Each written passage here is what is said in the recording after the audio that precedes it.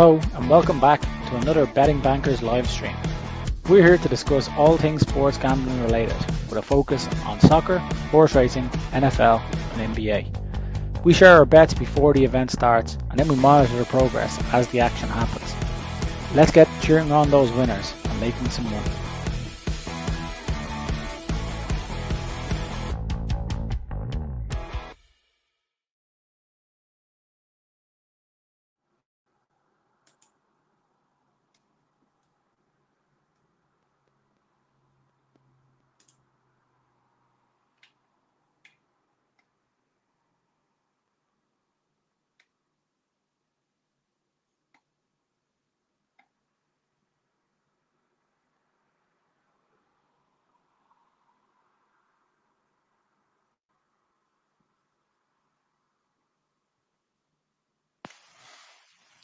Welcome back to another episode of the Betting Bankers, and slightly reduced team here tonight. We're going to fly through a couple of the big games tomorrow and the weekend ahead of us. It'll be a pretty short show. We're going to dive in really with the NFL tomorrow. But before we do that, does any of tonight's football stand out to you, Gary, or is it just going to give it a miss with the big weekend ahead? Yeah, it didn't really stand out in terms of prices. For me, obviously the big game of interest is probably Inter and Real Madrid. So Romelu Lukaku shots on target stood out as a bet. I think it was around 7-5 for 2 shots on target against the leaky Real Madrid defense. But that was really the only thing that stood out to me. Liverpool Atlanta might be a good game, but it's hard to know what way it's going to play out. With Liverpool can have a slight reserve side out.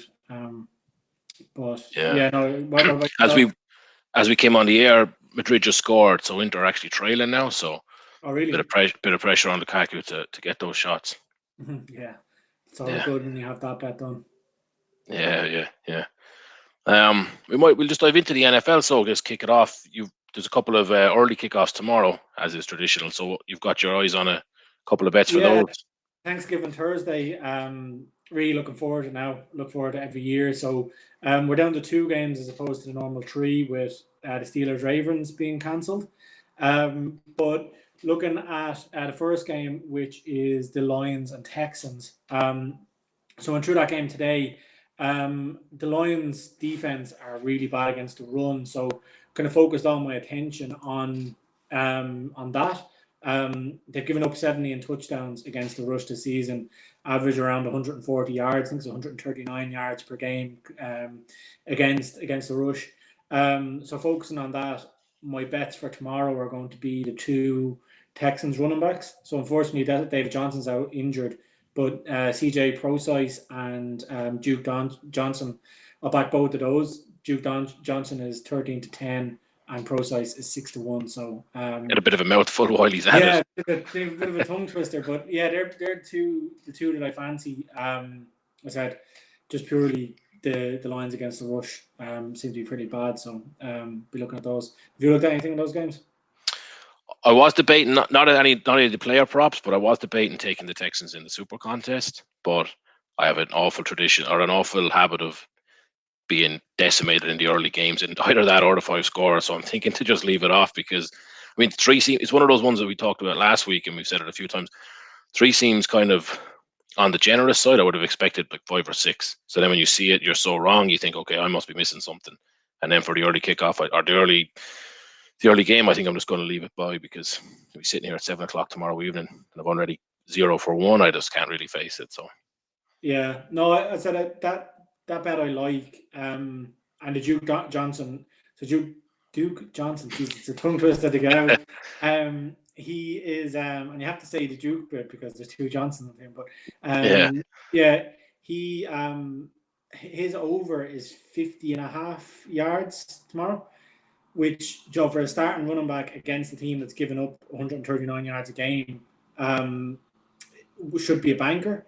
But he actually hasn't. He's only hit that once this season, so he's only had 54 yards in one of the games this season.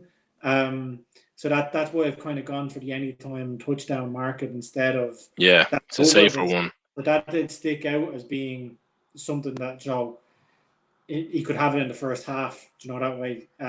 So depending on how my betting is going tomorrow, I might have a punt on that as well. Speaking of yard overs, did you see the Patrick Mahomes one last weekend? I'm not sure if you were. So his opening line was like 16 and a half or 16, one of those anyway, rushing yards, and he had 18 or 19 with like 18 seconds left on the clock, and he had no business getting the ball back. And then it went and Carr threw an interception, so he got brought on. They took the knee, but then they took a timeout and they had to play another passage of play with just a handful of seconds to go. So we had to take a second knee, and it brought him from 18 down to 15, and he ended up losing on the bet. It was the most awful way to lose a bet. So he should never have even seen the ball again. It was only, like I said, it was less than 20 seconds left anyway. And they threw the interception and sent him back out, and he took 2 knees for it. Oh, God, you don't want to be burned like that. Oh, God, it was absolute carnage. So then the later game is 9:30 our time. There's another game tomorrow. What do you have lined up in that one? Yeah, so it's actually a really big game in the divisional game against the Washington football team against the Dallas Cowboys. Again, I'm focusing on the rush here. So Washington give up, I think it's 120 yards against the rush, and they're up against Zeke Elliott tomorrow. Well, Zeke hasn't been on top form. His over of 70.5 looks achievable. I'm going to double it up with an anytime touchdown at even money. So it's about 2.5 to 1 to double. And I think has a very good chance. So yeah, very much rush touchdown focus tomorrow. But seems like a good. But I mean, if it's in the early games and everybody off work, it's an ideal kind of bet to be watching. It's not. It's always kind of, when they get remotely near that end of the field, you've kind of got something to cheer for. So it's a good one to have for the entertainment value at least. Like the Cowboys have been shocking this season, and like kind of on all sides of the ball. And like particularly their defense at the start of the year, they were just like going down by 20 points in the first quarter, and then when you've got to rush back, they can't waste time, so they're just going through the air all of the time. But last week they showed some signs of revival, and as I said, that division is just so open. I think if they win tomorrow, they actually go top of the division.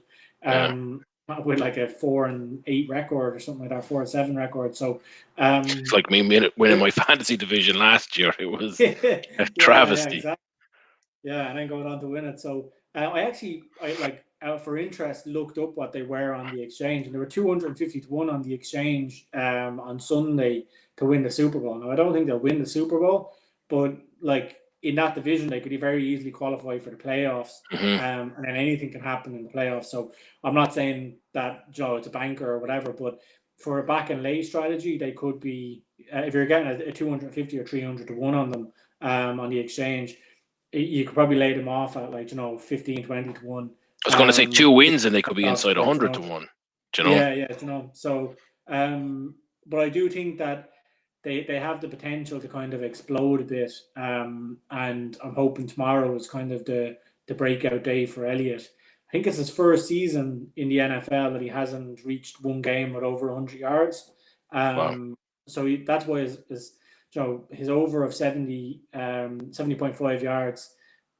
It's high for a player that with his stats this season, but if you look at his kind of lifetime stats in the NFL, it's very, very achievable, especially up against a team that are giving up the 120 yards a game. The only worry would be, I think it's Troy Pollard, definitely the second name Pollard. I think it's Troy, the first name.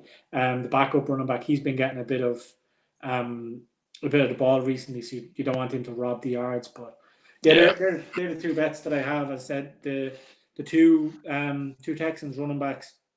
And then Zeke Elliott double on the rushing yards over and an anytime touchdown score. Yeah, you got me convinced anyway. Yeah.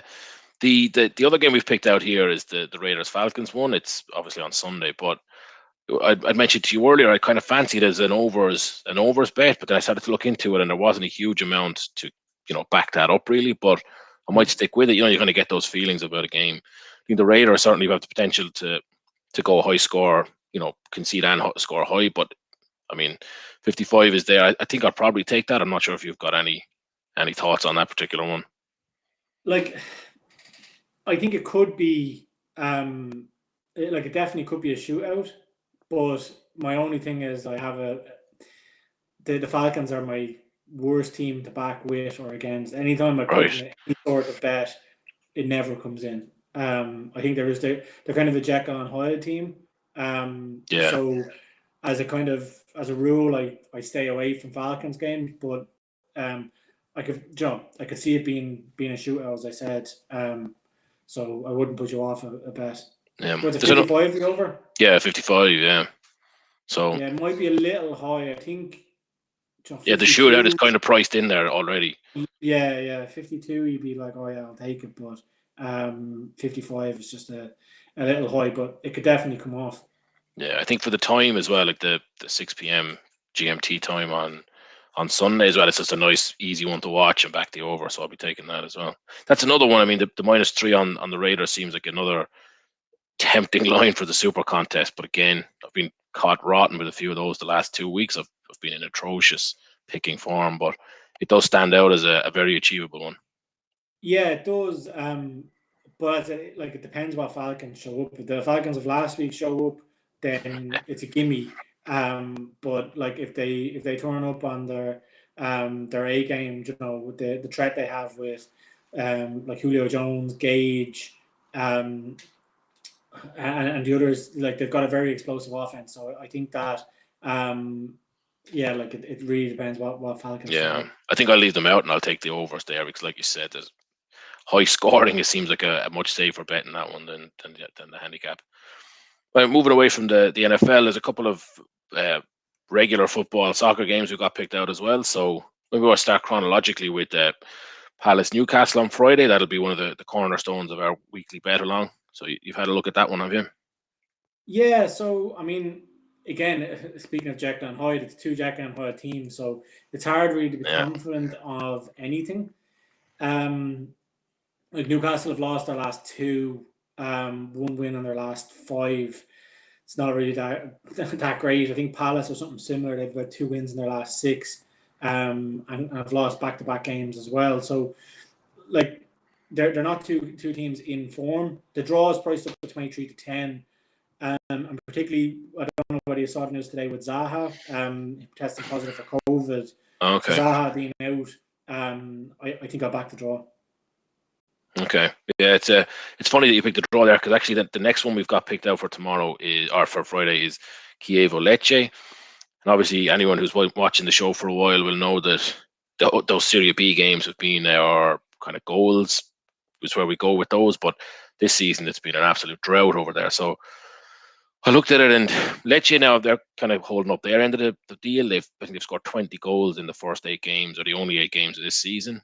But Chievo they're very stingy. I think they've got 8 goals in 8 games. They conceded 4.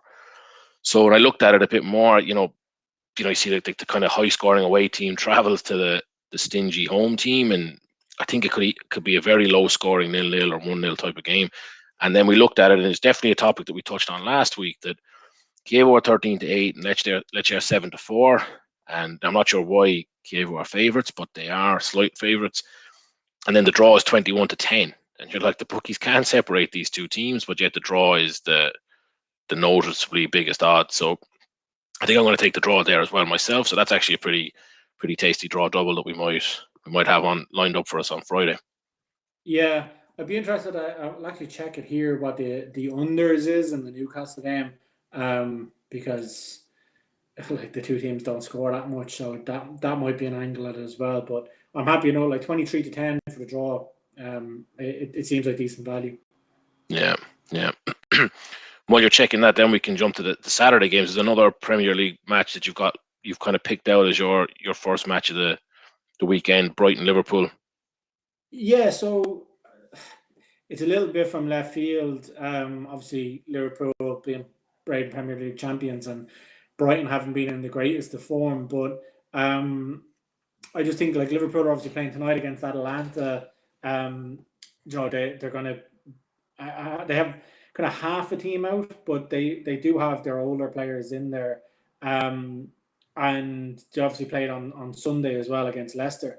So I'm going for the early kickoff syndrome here, kicking in. So Brighton are 4-1 to win. 30-10 double chance.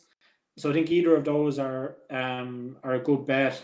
I might wait and see what kind of substitutes Klopp makes tonight, and how much game time the likes of Matip and players like that who 3 games in a week, it'll be a lot for them. But with the injuries they have in defence and the fact that 3 games in 6 days, I just think that might be worth a chance on Brighton. Yeah, it's a kind of an upset that you're predicting there, I suppose, and that again is very similar to the one I've picked out. So the game I'm looking at is going to be in the Serie A. The highlight of the weekend, or the biggest game of the weekend there, is going to be Napoli-Roma.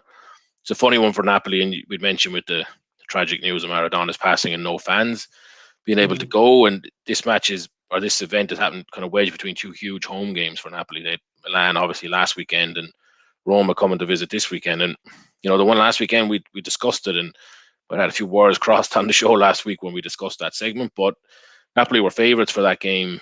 They went 2-0 down, they went 1-0 down pretty early, ended up 2-0 down. Bakayoko got sent off after about an hour, ended up losing 3-1, and it was a very poor kind of result for them. They didn't play as badly maybe as 3-1 would look. And now this weekend, Roma are coming in. Roma are in good form themselves. They're scoring lots of goals, and it's the same again. So Roma are 11-5 outsiders. I think Napoli are 11-10 favourites. So I mean, they played with it, like you sort of said, fatigue there, and Napoli have, they haven't had a huge amount of time to rest. They played a lot of that game with a man sent off. I just think that Roma might be slightly underpriced here, so I think 11-5 is the bet for me there. It's like overpriced, so I'll be taking that one. There's quite a good selection of matches on in Italy though this weekend. Sassuolo Inter, I think that's 2 p.m. on Saturday. That's going to have sort of got goals written all over it. Like you mentioned, Inter would be the favourites there, and similar to the Liverpool game they're playing tonight, and they won't have a huge amount of time to prepare for that. And then every game that involves Sassuolo has goals at both ends of the field. So certainly entertainment all over the place. And then even the Lazio Udinese game, that feels like a kind of a staple of our last season of betting, that Lazio want both teams to score there without even really looking into it. You could kind of imagine that's going to be a safe bet. But there's quite a selection of matches on in Italy this weekend as well. Yeah, that sounds interesting. So I was looking up here. So the under 2.5 is 4-6 in that game on Friday in the Newcastle game, which is it's pretty shabby. So I'd be going with the draw 23-10 definitely.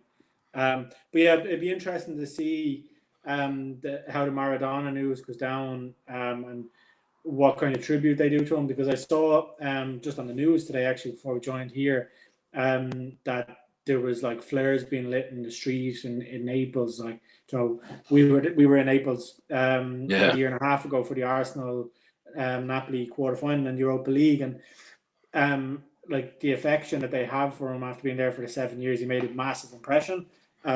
So I'd say there's definitely going to be some sort of tribute there. And the Napoli players might be fired up for it, but it's a pity about COVID, because it would have been good to be. I would have nearly flown over to Naples for the game just to get the atmosphere around the city. I'd say it'd be electric. You're actually making a good point there. I kind of picked out Roma as the bet earlier before I saw that news, and now that you say it, it's probably in hindsight might be a better one to avoid. I don't know whether it'll impact the players or not, and I think if the fans were in the stadium, you can kind of add that into the game. I'm just talking more about the atmosphere in the city and stuff like that. Yeah.